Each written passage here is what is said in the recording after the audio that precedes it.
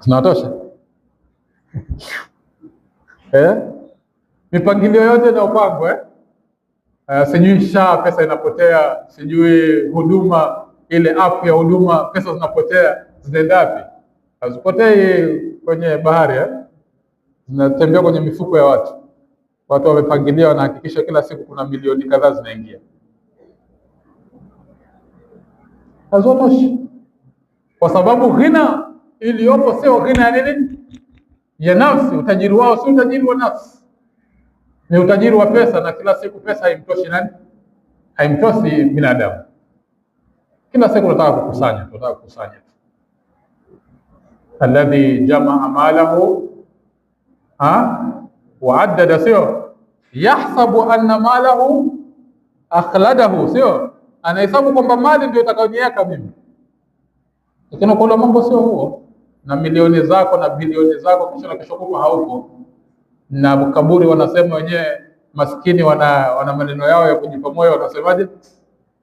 Kaburi ni saizi gani?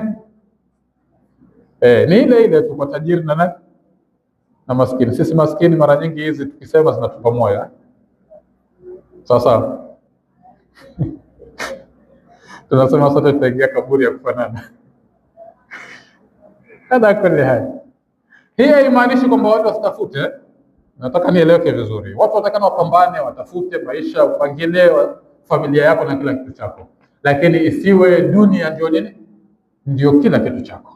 Mtakana mali isikontrol wewe, ndio control nini? Mali, kama anavyosema Amirul Mu'minin Ali bin Abi Talib.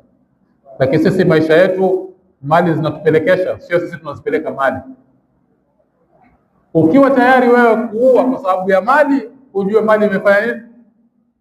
Imekumiliki na inakupelekesha wewe. Na ni wangapi wanaua kwa sababu ya bilioni zake zibaki kwa pamoja? Kwa hiyo dunia haitakikani kuwa akbar hamina. Natakana dunia iwe ni taji na ni sehemu ya kuchuma kwa ajili ya nini? Ya akhira yetu. Napenda niongeze baadhi ya hadithi moja kutoka kwa Amirul Mu'minin.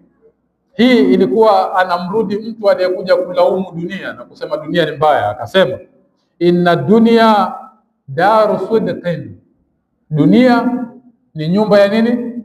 Ya ukweli. Liman sadaqaha, kwa yule ambaye kwamba anaifanyia ukweli hii dunia. Kwa pamoja, namna ya kuishi ndio tunatakana sisi tuchague tunaishi vipi.